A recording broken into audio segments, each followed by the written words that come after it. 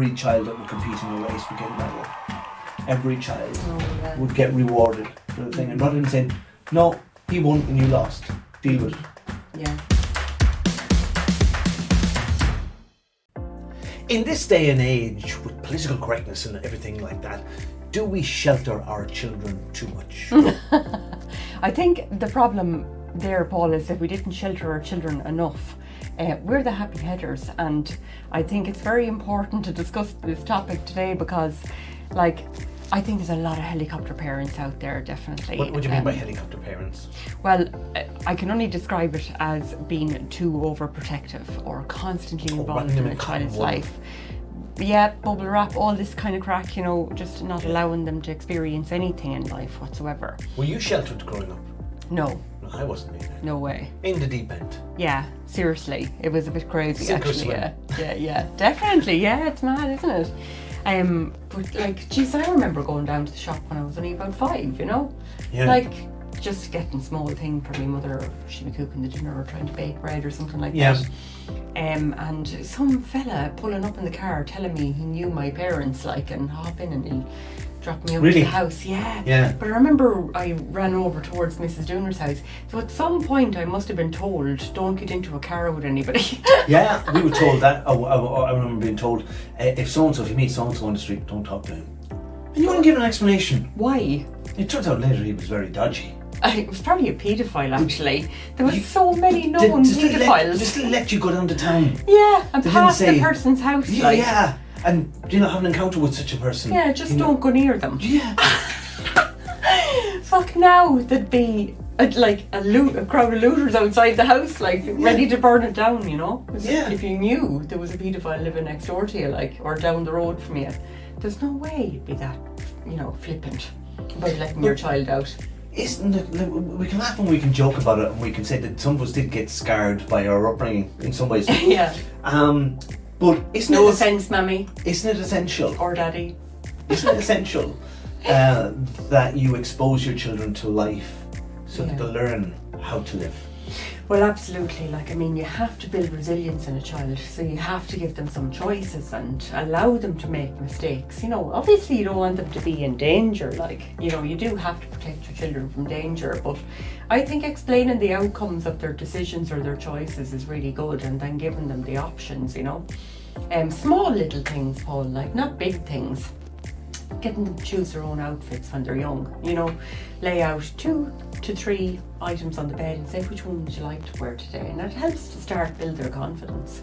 Right. Yeah, instead of just stuffing them into what you want them to wear that day, and making them wear it. Then that gives them no choices, or they feel like they always have to be told what to do when they grow up, Yeah. And it causes problems, Paul. Yeah. And this see what happened to Paul. I have to tell him what to wear, lads. I've only got one outfit. And he can't even dress himself. Right. I've only got one outfit and this is it. But also too, this idea of failure. Like, failure, it was inbuilt into my childhood.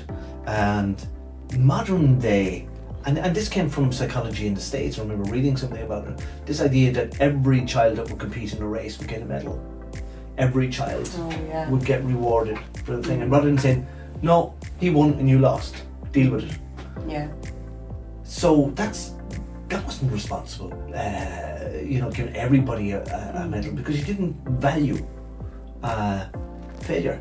Well, the fundamental issue with that is that there was always going to be one child that was going to fail at every sport because they're not sporty. Yeah.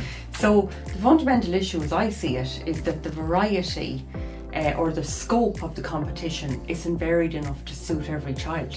So every child should get a medal, but they should get it because they've achieved an outstanding mark or grade or achievement in whatever it is that they're best at.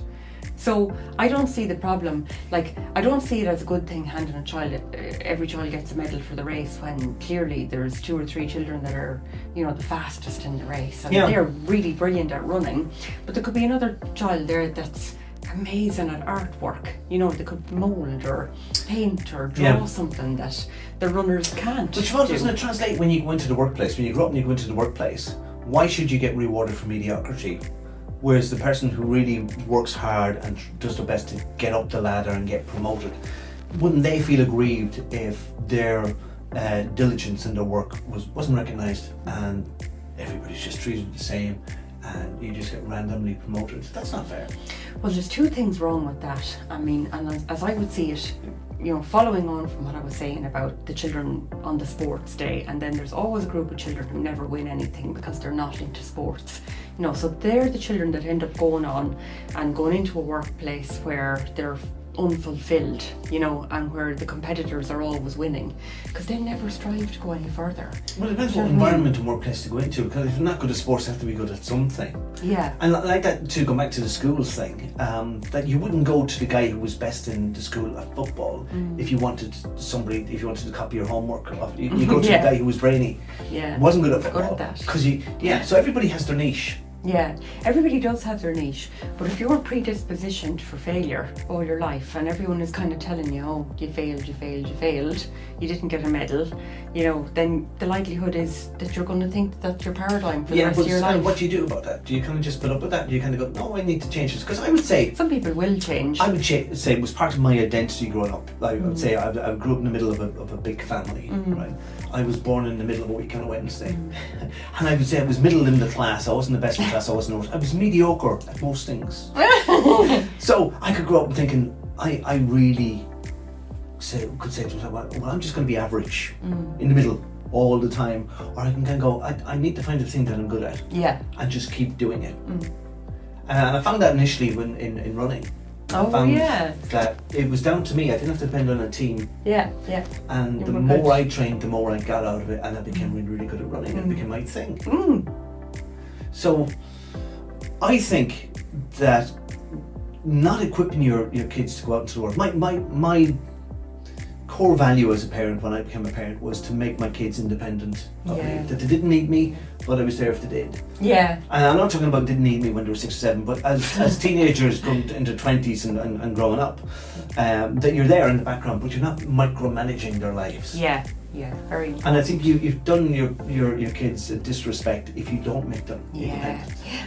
Oh, definitely. I see so many young adults that go out to college, we'll say, and they're living on their own for the first time, and they literally don't know how to cook themselves anything. Like, they don't know how to feed themselves, they don't know how to budget. They don't know how to manage money, yes. They don't know how to wash their clothes or, you know, clean down the countertops because they've never had to do it. Yeah. I remember working with a girl years ago, she didn't even know how to make a cup of tea for herself. Yeah. Her mum always made her cup of tea with 2 sugars and milk and laid it out in front of her on a tray, and it was just, she's absolutely spoiled her, like, you know, and then she had no idea how to manage anything, and consequently then, you know, her nutrition went down really bad. She was malnourished, you know, from not eating or not knowing what to buy in the shop. She didn't know where to go, how to budget her money or anything. It was terrible, like. So she had so much extra pressure on top of a first year in college, which was already really new. I remember when I went out to work and my first flat that I got. Yeah. Coming home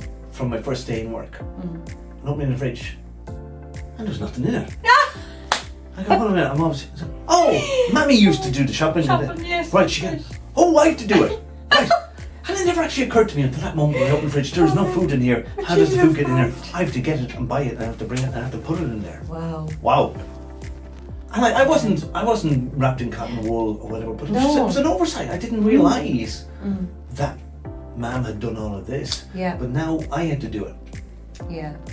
And I think there was very little awareness maybe years ago as well. I never learned how to do things like that either, and when I got out on my own first, I was able to cook, I was able to clean, I was able to light a fire, and what else? And that was it. But I had no idea how to budget my money. Do you know? I used to just drink it. Yeah. And then I'd be like, oh, I need money for rent or I need money for food. So it took me a while to catch on that I need to put that away. Yeah, or if you put the environment where they used to put things on the book, so to speak, you got it on credit. Yeah. Too. Put it on You never actually saw money because you go down to the shop and you get the groceries, and the lady would take the book and she'd write down the amount and close the book and right home. And there was no money involved ever. Yeah. And you perpetually had this book. You never got everything paid off. Jesus Christ, you're continuously in debt. Yeah. Such a bad thing. People carry that into adulthood. Yeah, definitely. Even still, I'd be a devil for borrowing money, you know. Yeah, she's never grown up. I know, shocking. Let us know. Should you micromanage your kids, or should you just let them off? Free range parenting. Yeah, free range parenting versus, you know, kind of the helicopter parent. Yeah. Which do you think is better? We are the Happy Headers. Like us, subscribe to us, and we talk to you soon.